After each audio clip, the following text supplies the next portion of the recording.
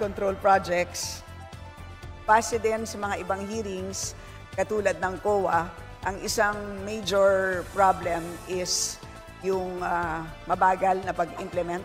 Kasama dyan ang delays at low fund use. Yan ang naalala ko sa ibang hearing.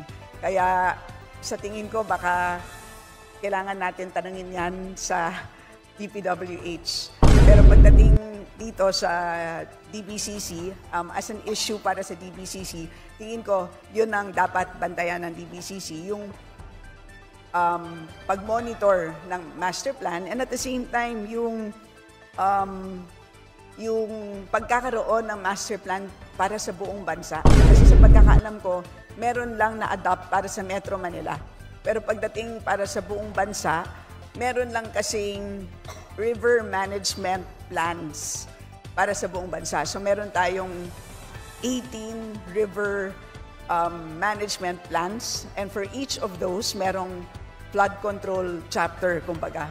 Pero pag sinasabi mong isang buong master plan for flood control para sa isang bansa, sa ngayon wala pang ganon. So yan ang pwedeng tignan ng DBCC. May I remind the Honorable Brosas that you have 3 more minutes. Yes, thank you, Madam Speaker.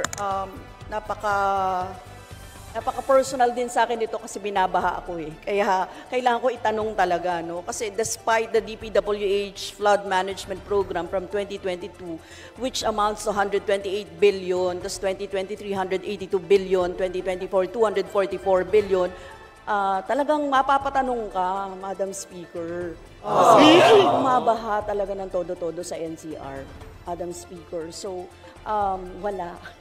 walang nangyari dun sa mga pondo na yun, seemingly. Anyway, Madam Speaker, bago po ako, 3 minutes na lang, Madam Speaker, pwede bang mag-extend siya? Appeal naman, Madam Speaker. Akala ko Be given 3 minutes. Akala ko sabi mo, appear, kasi pareho tayong binabaha. Appeal kay Madam Speaker natin. Madam Speaker, meron ng DPWH na Sustainable Infrastructure Projects Alleviating Gaps, or SIPAG, at Basic Infrastructure Program, BIP. Basically, under these projects, it would include constructing roads, flood management, bridges, and even multipurpose buildings. May existing programs na ang DPWH hinggil sa road construction, flood management, at constructing bridges. Para saan pa itong SIPAG at BIP, Madam Speaker? Okay, meron tayong SIPAG, flood litigation structures, protecting public infrastructure facilities.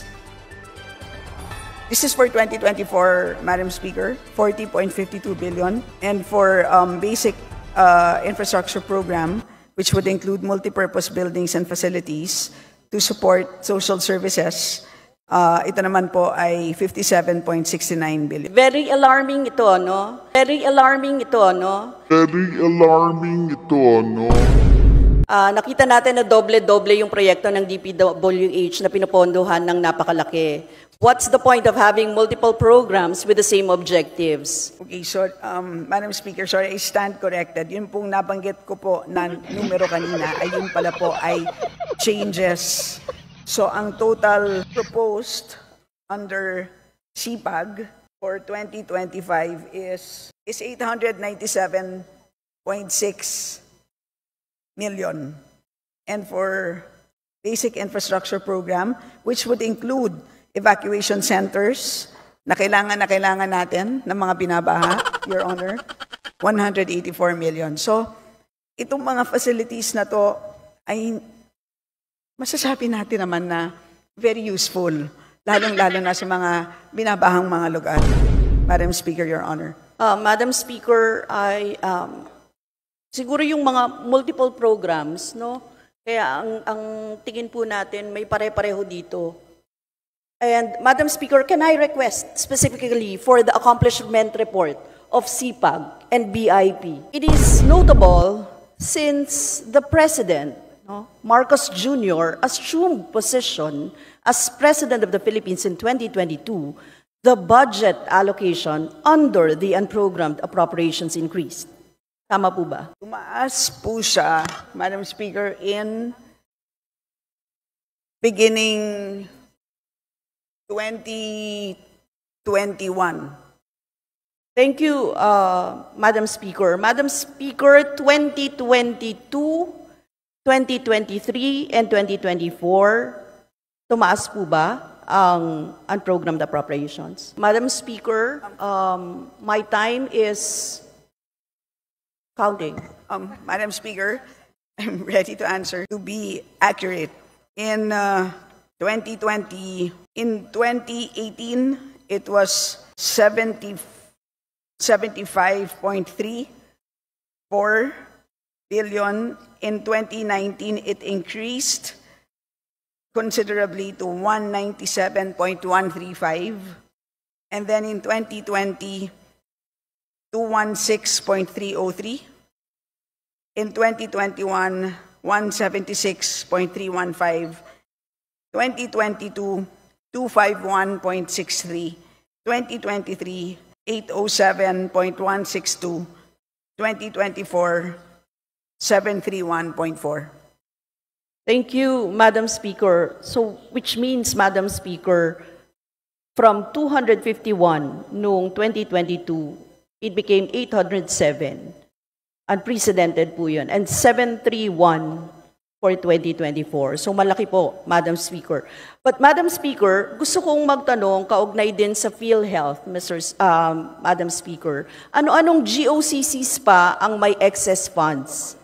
Can you give us the breakdown at ano-anong GOCCs din ang nagbabalik sa National Treasury? Madam Speaker, Your Honor, as of August, it is just PDIC as well as PhilHealth, Madam Speaker. May breakdown kayo, Madam Speaker. May breakdown kayo, Madam Speaker. May breakdown kayo, Madam Speaker. Yes, Madam Speaker. First tranche of PhilHealth amounting to 20B, dated May 13. First tranche of PDIC amounting to 30B, dated June 5. Second tranche of PDIC, dated July 1, amounting to 30B. Third tranche of PDIC, amounting to 20B, dated August 14. And second tranche of PhilHealth, amounting to 10B, dated August 22, for a total of 110. Thank you, Madam Speaker. 110B. So, Madam Speaker, sa 2024 GAA Unprogrammed Appropriations Special Provision Number 1, dinagdag ang GOCC excess funds noong Bicameral Conference Committee bilang isa sa mga magpupuno ng unprogrammed appropriations. And expand, therefore, ang mode ng UA. Hindi ba parang Maharlika Investment Fund ito? Hindi ba parang Maharlika Investment Fund ito? Unang beses itong ginawa, isa sa mga naging issue dahil dito ay ang pagbabalik ng PhilHealth sa National Treasury ng excess funds. Kaya po yung kaninang sinabi ninyo. At paglalagay nito sa UA or Unprogrammed Appropriations. Madam Speaker, magkano ang kabuang halaga na nakolekta mula sa GOCCs para pondohan ang unprogrammed appropriation sa 2024? So para sa buong taon, ang nakaprograma po ay 194.78. 194.7? Pero yung nabanggit ko po sa inyo kanina, yun na po yung na-release. Yung 110B, Yes. ay yun ang na-release. Yes po. Madam Speaker, sa 194.78 billion na nakolekta na pinondohan ng UA, tama bang sabihin, from January 1 to July 31, 2024? No, I gave you the dates. So, nung release, so nag-umpisa lang siya after those releases. The first release, I believe, was May. So, Madam Speaker, if I may, ang UA ay natitrigger lang po siya ng excess revenues. Okay. Among others. Yes. Madam Speaker, so yung 194.78 ay hindi pa? released all. Ganon? Hindi pa po. Naka-program pa siya. Program- Yes, kulang pa po. Program to be released, Madam Speaker. Saan-saan i-release, Madam Speaker? May listahan ba kayo? Meron tayong listahan. Yes. Mahaba ba, Madam Speaker? Mahaba-haba po. But what is notable is that nung na-release po ang PhilHealth, ay agad-agad pong nabayaran ang ating utang sa ating healthcare workers. Kung naalala po ninyo, ang utang natin sa kanila noong pandemya, yung Public Health Emergency Benefits and Allowances for Healthcare and Non-Healthcare Workers. Na-release po natin yung 27.453 billion. So yun po ay isa sa notable na nabayaran natin as a result of the transfer from PhilHealth amounting to 30 billion. And Yes, this was done July 5, 2024. Yes, Madam thank Speaker, you, Madam Your Honor. Speaker. Mamaya pupuntahan ko po yung issue na yan, Madam Speaker, because we think that dapat nasa regular line item talaga yung personal benefits and budget para sa public health emergency benefits and allowances and not in the UA, Madam Speaker. Madam Speaker, dito, PDIC, tama ba? PDIC and PhilHealth lang ang GOCCs. Meron That pa is bang correct. iba? Wala na. Wala na po as Walang of remit. today, Madam Speaker. As of today, wala na. Madam Speaker, yes. Madam Speaker, noong 2023, sabi ko nga, nakita ang pagtaas ng i-allocate na pondo sa unprogrammed appropriations mula sa 2023 NEP na 588 billion, naging 807 billion sa 2023 GAA, Madam Speaker. So meron pang mula sa NEP, 500, pero naging 807 doon sa GAA. At 332 billion dito ay napondohan. Sa 2024 NEP, bigla na lamang lumaki ang UA, ang unprogrammed appropriations mula 2024 NEP na 281 billion, naging 731 billion sa 2024 GAA. Tama ba, Madam Speaker? 168, ang sinabi nyo kanina ay 194.78 ongoing pa. Yung unprogrammed appropriations, pinupondohan or napondohan mula January to July 2024. Diba? Certain sections, kasi ang sinabi nyo po kanina, 194.78. Yes, that is from the two GOCCs mentioned earlier, from PDIC and PhilHealth. Oo. Pero, Madam Speaker, yung itemized kanina na sinabi ninyo, na na hinihingi yung copy, Yes. kung magkano doon, kung ilan doon at magkano doon, hindi pa natin Yes, alam. Madam Speaker, if I may explain further, meron tayong dalawang, at least 3 categories ng UA.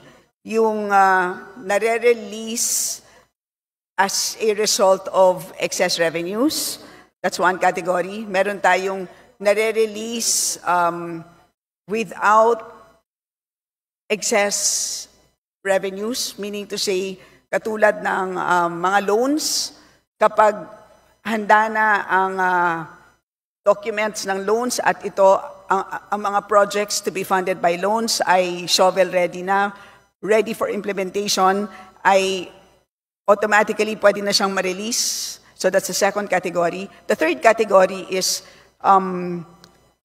ito pong na-mention natin na kapag certain GOCCs na merong pong excess revenues, katulad ng itong PDIC at PhilHealth na nabanggit kanina, and ito po, mapopondohan po ang certain projects based on a system of prioritization na nandun din po sa special provision. Yes, Madam Speaker. Madam Speaker, given na malaki kasi yung pondo, no, Madam Speaker, na nilalaan sa unprogrammed appropriations, Kaya kanina tinatanong ko yung itemization and ng unprogrammed appropriations. Pwede ko pong makuha yung copy para... Now, sa unprogrammed appropriations, halimbawa, general lang. Can I have, para mapirus? Halimbawa, sa general,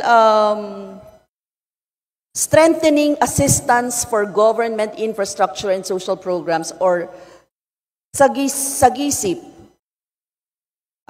may nakalagay ba dyan kung anong mga programa, departamento ang bibigyan nito? Kaya natin, Madam Speaker, tinatanong to, napaka-vulnerable no, sa corruption ng ganito. Kaya natin, Madam Speaker, tinatanong to, napaka-vulnerable no, sa corruption ng ganito. Napaka-vulnerable no, sa corruption ng ganito. Kailangan transparent po tayo dito. So for example, for 2025, nakalista po dito amounting to 78.363 billion.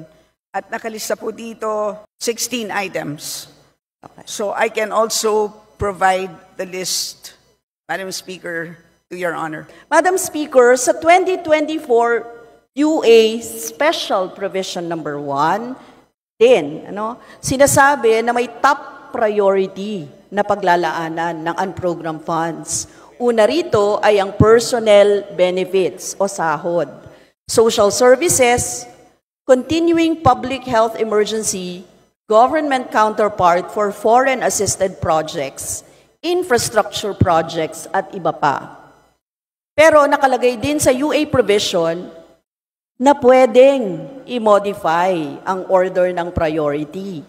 Now, Madam Speaker, ibig sabihin, pwedeng unahin pondohan ng makokolekta sa unprogrammed appropriations ang infrastruktura, depende kung sasabihin ng presidente. Tama po ba? May sistema naman talaga ng pag-prioritize, which is sinusundan naman ng ating DBCC. So far, ay wala namang paglihis dito sa prioritization. So, yun po. Madam Speaker, ang tanong ko simple lang eh. Pwedeng i-modify ng presidente. Kumbaga, sa order of priority, pwede niya sabihin, bibigyan ko ng infrastructure ito kesa sa sweldo o sahod ng ganito. Kasi ang nakasulat dito, Madam Speaker,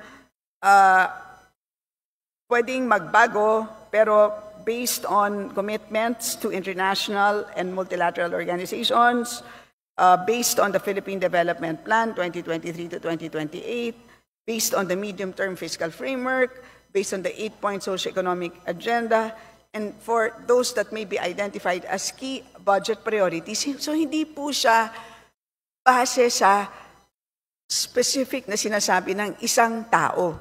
Nakabase po siya sa mga principles na to, sa mga documents na to, sa mga programa na to. So yun po ang sinusundan ng pag-prioritize ng releasing ng unprogrammed appropriations, Madam Speaker, Your Honor.